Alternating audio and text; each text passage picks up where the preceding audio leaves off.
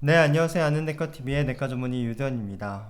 이렇게 약 한 달 반 만에 영상을 업로드하게 되었는데요. 최근에 이사도 하고 여러 가지 개인적인 사정 때문에 영상을 제때 업로드를 못했습니다. 앞으로는 또 이전처럼 꾸준하게 영상을 올리도록 할 테니까 많은 관심과 응원 부탁드리도록 하겠습니다. 코로나 후유증 완벽 정리라고 해서 이전에 코로나 후유증에 대해서 다뤘던 적이 있는데 최근에 이제 코로나 환자들이 이제 합병증, 후유증으로 넘어가는 단계에서 이런 부분에 대한 관심이 증가하고 업데이트된 내용들도 있고 이전 강의가 좀 어려웠던 부분도 있어서 다시 좀 정리를 해볼까 합니다. 코로나 후유증에 대한 정의를 먼저 살펴보면 코로나 감염 이후에 3개월 이상 증상이 지속되는 형태를 말하는데 어떤 나라에서는 포스트 코비드 컨디션이라고 하고 어떤 나라는 롱 코비드 뭐 이렇게 여러 가지 이름으로 불리고 있는 상태입니다.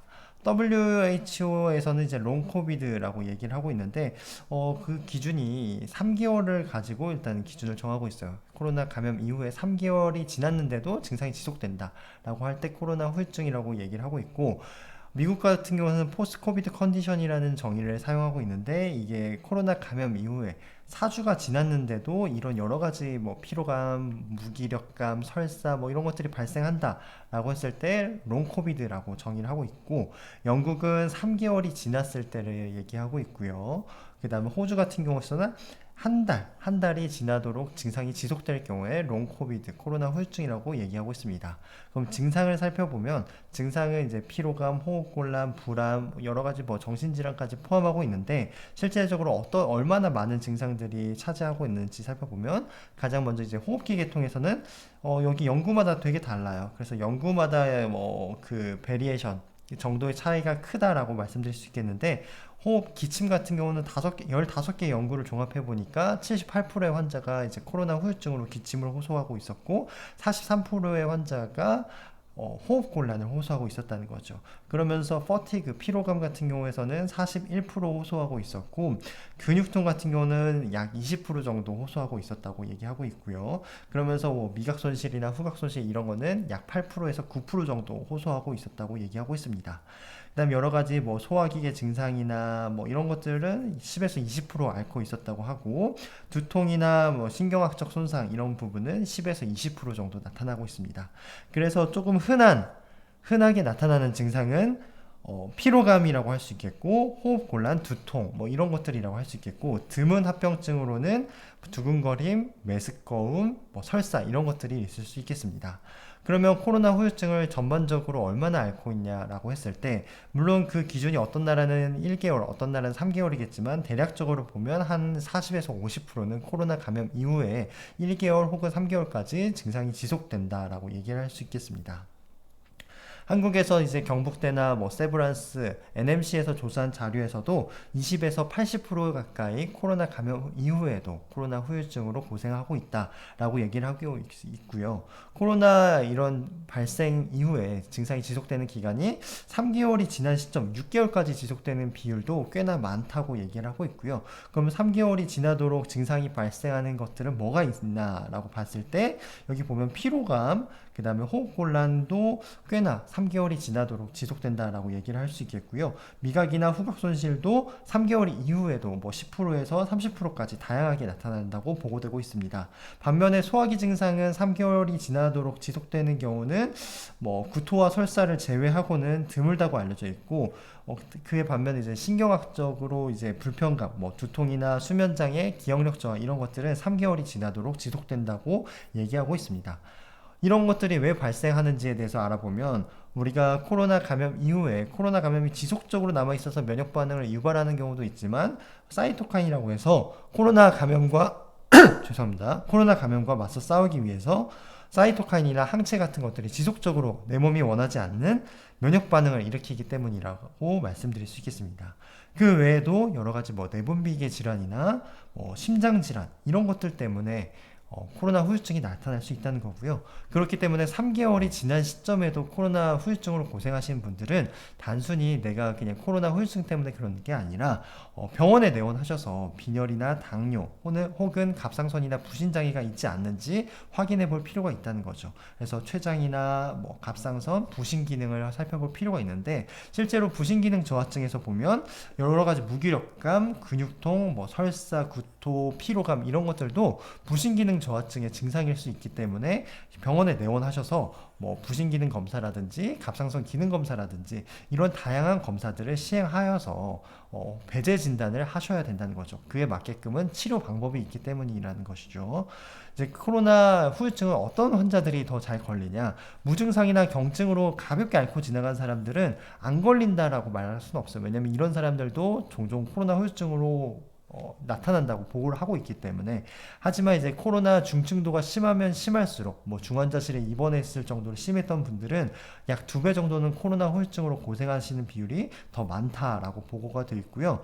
CDC 미국에서도 여러 가지 인자들 중에서도 당뇨가 있다거나 뭐 기저질환으로 여러 가지 뭐 면역 저하 질환을 앓고 있는 분들은 코로나 후유증으로 더 고생을 하고 백신을 맞지 않았다 그런 분들도 코로나 후유증으로 고생할 수 있다라고 얘기를 하고 있습니다. 그러면 백신을 맞으면 코로나 후유증으로 덜 고생하냐라고 했을 때 우리나라에서는 뭐 그렇다라고 하고 있고 미국에서도 백신이 코로나 후유증 예방에 도움이 된다라고 얘기를 하고 있습니다. 약 50% 정도 더 낮춘다고 얘기를 하고 있는데요. 실제로 뭐 미국이나 여러 전 세계적으로 논문들을 보고 리뷰해 봤을 때는 아직까지는 코로나 후유증을 낮추는 데 있어서 백신이 가지는 역할에 대해서 좀 논란이 있다. 왜냐면 어떤 백신을 사용했을 때는 오히려 코로나 후유증이 더 심하게 발생하는 경우가 있었고 어떤 경우는 코로나 후유증을 백신을 맞나 안 맞나 뭐 큰 차이가 없었다라고 얘기를 하고 있는데 전반적으로 연구의 어떤 코로나 후유증에 대한 정의 자체가 또 다르기도 하고 뭐 연구의 어떤 뭐 설계 방법이나 참여한 인구 집단이 다르기 때문에 아직까지는 결론을 내리기 어렵지 않나라는 그런 이야기도 있습니다. 그럼 코로나 후유증 어떻게 치료를 할 수 있을까라고 했을 때 아직까지는 특별한 가이드라인이나 치료 방법이 없는 상태여서 하루빨리 뭐 치료 지침이나 이런 것들이 마련이 돼야 될 텐데요. 그래서 우리가 그냥 뭐 말씀드릴 수 있는 거는 규칙적인 운동을 하고 식습관을 잘 개선을 하고 수분 섭취를 하고 스트레스 덜 받고 충분한 수면을 취하라 라고 얘기를 할 수 있겠습니다.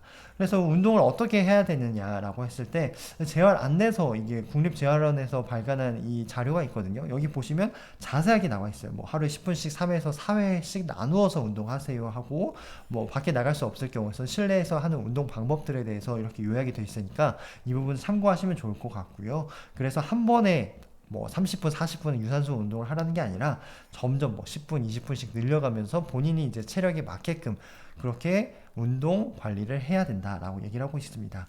미각과 후각 소실도 딱히 아직 방법이 없어요. 어떻게 해야 되냐라고 했을 때 그냥 자극을 많이 해줘라라고 하고 있습니다. 그래서 여러 가지 다양한 향신료 혹은 다양한 온도의 음식, 다양한 뭐 향기를 맡을 수 있는 뭐 향수 같은 것들을 맡아보거나 이렇게 자극을 해야 된다라고 얘기를 하고 있고요. 더불어서 구강을 청결하게 해야 되고 금연 이런 것들이 되게 중요하다라고 얘기를 하고 있습니다.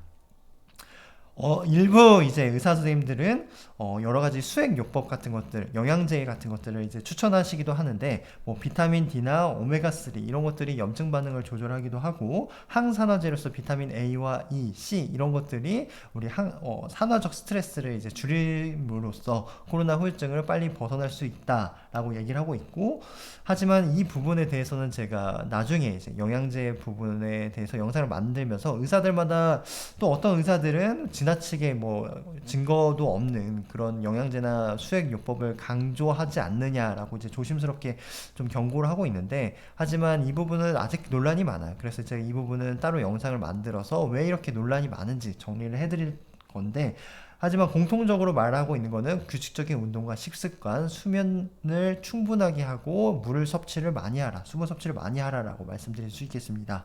더불어서 지금 미국 국립보건 NIH에서는 혹시나 항바이러스제가 코로나 후유증을 좀 늦출 수 있지 않고 뭐 덜하게 할 수 있지 않을까라고 생각하면서 그 부분에 대한 연구도 진행하고 있다니까요. 앞으로 그런 연구 결과들을 좀 살펴볼 필요가 있겠습니다. 이상으로 이제 코로나 후유증에 대해서 전반적으로 어떤 증상들이 많이 나타나고 얼마 동안 지속되는 증상들이 있는지 알아보았고, 코로나 후유증 중에 특히 치료 방법 중에서도 아직까지 정립되어 있는 건 없지만 규칙적인 운동, 식습관, 수분 섭취, 충분한 수면, 이런 좀 당연한 이야기를 말씀드릴 수밖에 없는 그런 상황에 대해서 지금까지 영상을 통해서 말씀드렸습니다. 혹시나 더 궁금한 점 있으면 댓글로 남겨주시면 더 성실하게 답변해 드릴 테니까요. 많은 관심과 성원 부탁드리도록 하겠습니다. 지금까지 경청해 주셔서 감사합니다.